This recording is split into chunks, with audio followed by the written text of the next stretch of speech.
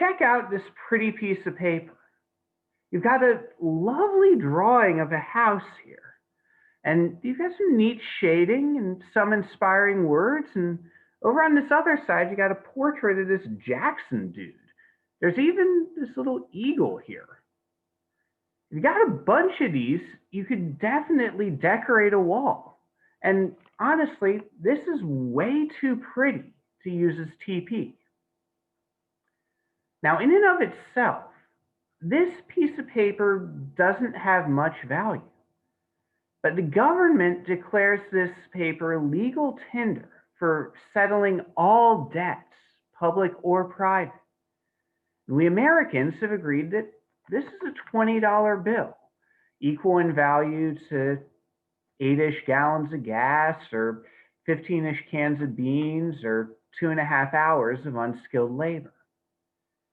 And when a 20 is accepted for a debt outside of American borders, it spreads the idea that these pieces of paper are worth something.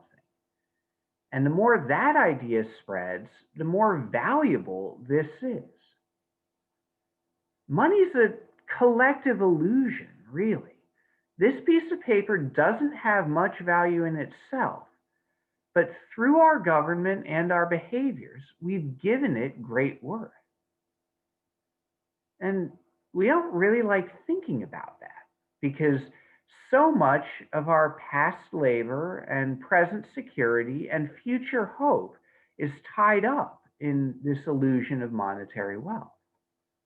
Right now, you're probably thinking, come on, John, get to the gospel and stop talking about money that way.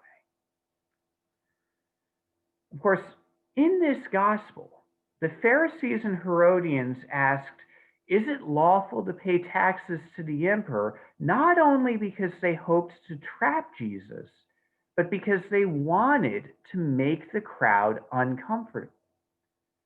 At this point, Jesus is still on a major winning streak.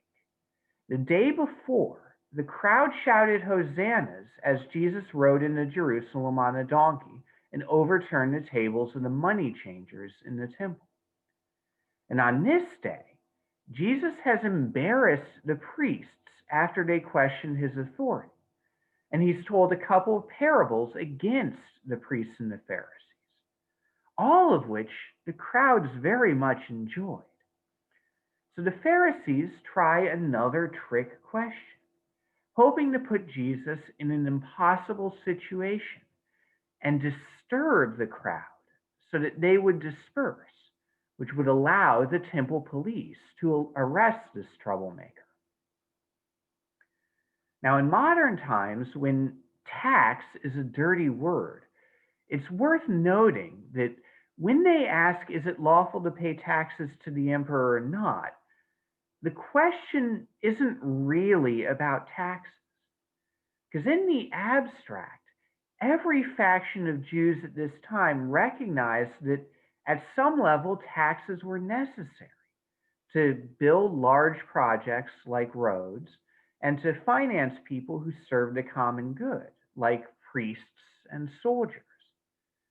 And the people of Israel had been paying taxes imposed by foreign emperors for hundreds of years. So that wasn't a new thing. The problem is that this imperial tax had to be paid in Roman coins.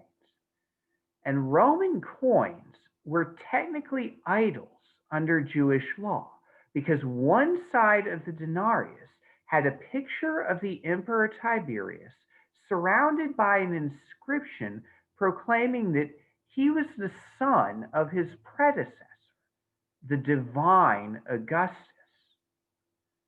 And so every time you used a denarius, you were not only asserting that this coin has value, but you were physically sharing the idea that the Roman emperors were gods.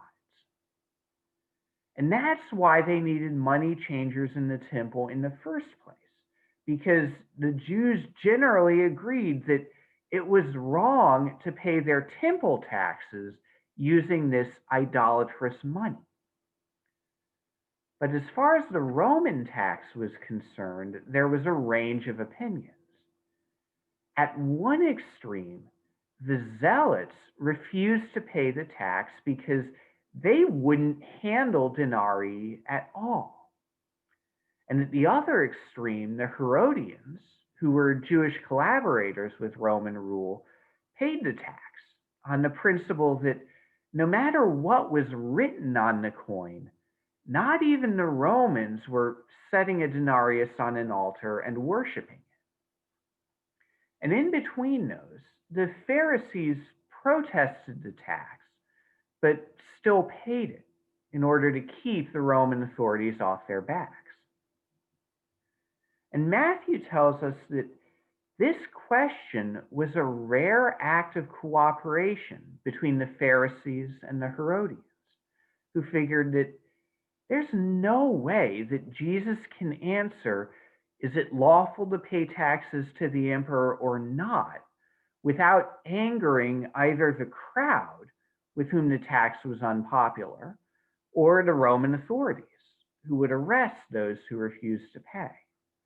And so, either way, someone would get to put Jesus behind bars that afternoon. But Jesus, of course, was too clever for that. He asked to see a denarius, and observing Tiberius' portrait stamped upon it, he told everyone to give to the emperor the things that are the emperor's, and to God the things that are God's. And even those who hated Jesus kind of had to admire that answer, because everybody could get on board with it. Zealots had nothing of the emperor's to give him, and so could continue to refuse the tax, while Herodians, who enjoyed the benefits that flowed from imperial favor, could now cite this popular Jewish teacher to justify paying their taxes. And the Pharisees could note that everything is God's by virtue of God creating it. And so when they grudgingly hand over their denarii, they're facilitating the circulation of God's wealth through God's world. But each of those responses misses out on a more subtle thing that Jesus is saying with his answer. Denarii really are the emperor's. The silver was minted on Tiberius' orders. The coins bear his image, and they circulate through his empire in order to increase his wealth and spread the idea that he is the divine ruler of the world. And you could say similar things about this piece of paper. It was printed by the US government, bearing words and images that symbolically represent that government. And as it circulates, it spreads the idea that our nation is economically powerful and trustworthy. Which raises the question then, what is God's money? What is to God what the denarius was to the emperor, or the 20 is to America? And the answer, as Jesus' question about the head on the denarius suggests, is people. In the beginning, God created humankind in God's image. And for all our disobedience and sin, that remains true to this day. Just as the denarii bear Tiberius' image, every human being bears God's image. Just as 20s are printed by government order, God is the one who created each of us.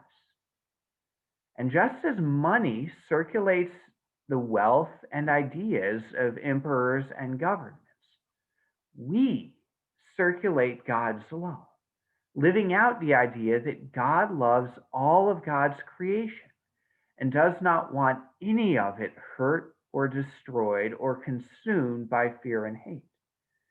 Because in God's economy, love is the legal tender for which services are rendered and debts forgiven. And it is in love, not money, that we trust our present security and future hope. Giving to God the things that are God's means dedicating ourselves to God's service, using the talents, time, and treasure each of us has at our disposal to love the creation around us and spread the truth that God loves every person because every person is made in God's image, not just the men or the white people or the straight folks sort of physically and mentally fit. And the truth that everyone is of value is a dangerous idea to circulate in a world that too often only measures a person's worth in money, in their accumulated wealth or earning power or potential to generate a profit for someone else. The idea that every person is made in God's image needs wider circulation in a nation that values the unborn far more than the children of immigrants or those who cannot afford medical care.